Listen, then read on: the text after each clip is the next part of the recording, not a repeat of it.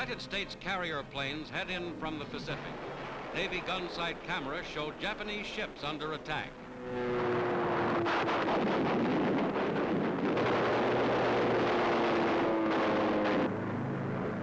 Our carrier aircraft strike at bases of the enemy's kamikaze suicide plane.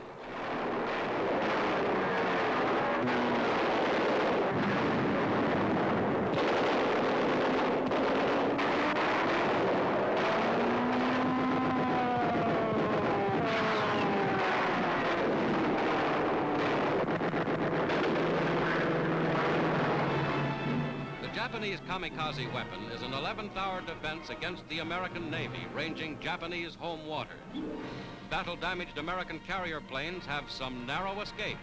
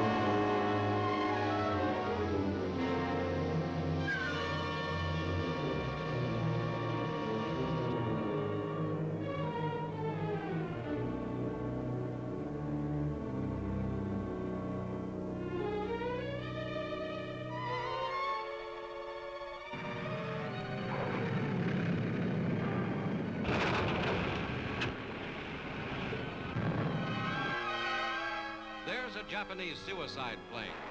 Our anti-aircraft fills the sky.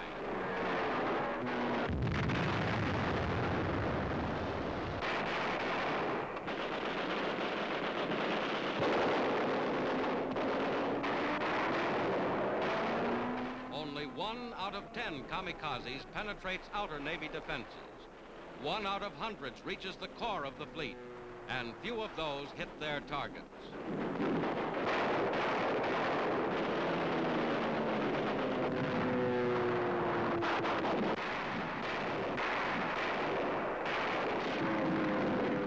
Veteran carrier Saratoga. Under intense fire, a low-flying kamikaze heads through the fleet straight for her. Fire rips through the Saratoga's hull.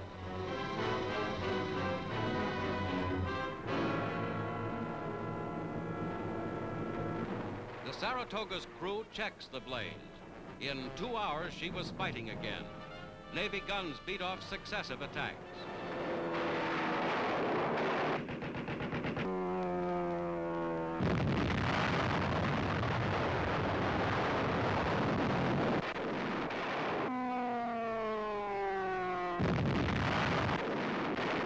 Carrier Bunker Hill is attacked by the suicide planes. For 58 consecutive days and nights, this carrier has been in action. Despite terrific anti-aircraft, one Japanese pilot comes hurtling through.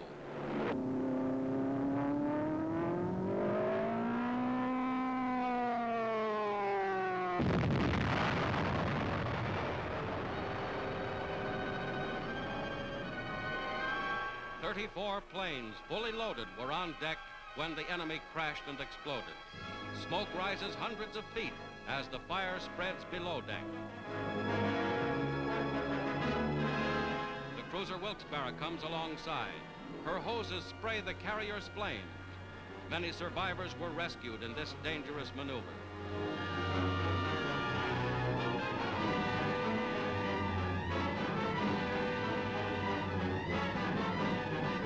The kamikaze attack killed almost 400, wounded nearly 300 aboard the Bunker Hill.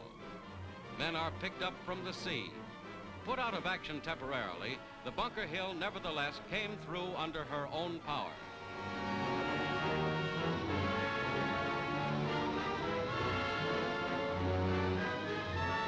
The kamikaze plane, with its pilot automatically pledged to death, has not yet sunk a major warship, and it will not prevent the utter defeat of Japan.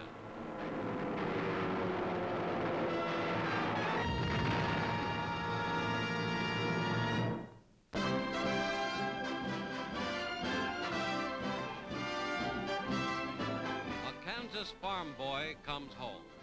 At Kansas City Airport, General Dwight D. Eisenhower meets his mother, 83-year-old Ida Stover Eisenhower.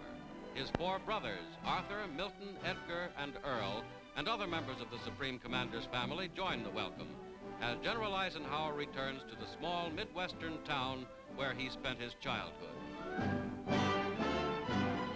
Abilene, Kansas, population 6,000, is ready to receive him.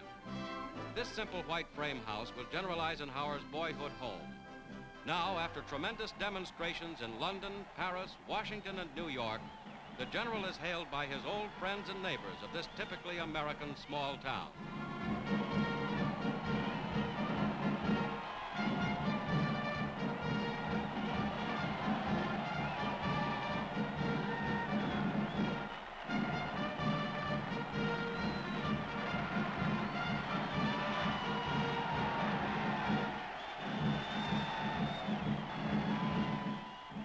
General and Mrs. Eisenhower see a pageant depicting scenes from Abilene's history and from the famous soldier's early life.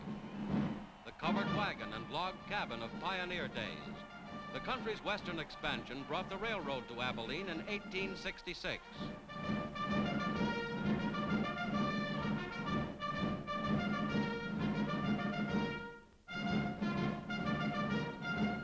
These townsmen played with Eisenhower on the Abilene High School football team. Here is a reenactment of the General's West Point graduation. Abilene, Kansas, home of a great world citizen, joins in salute to General Dwight D. Eisenhower.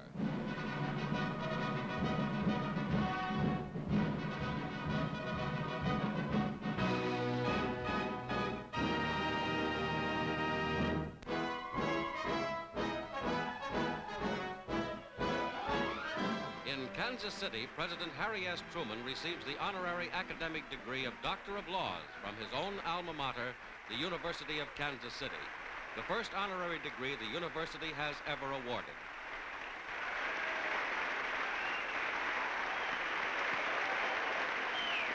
In his acceptance speech, Mr. Truman emphasizes the position of the United States in the world of today. I have a tremendous task. One that I dare not look too closely to understand. For the simple reason that it's one that no man can do by himself. I must have the wholehearted and unqualified support of the country to win the Japanese War and then to win a peace. And there's one thing we must learn. It's been a most difficult task for us to learn it, and that is that it is absolutely necessary for the greatest republic that the sun has ever shone upon to live with the world as a whole and not by itself. The audience rises in tribute. In Washington, returning from the San Francisco conference by way of his Midwest home, President Truman comes to present the World Charter to the United States Senate for ratification, a major step toward peace and security.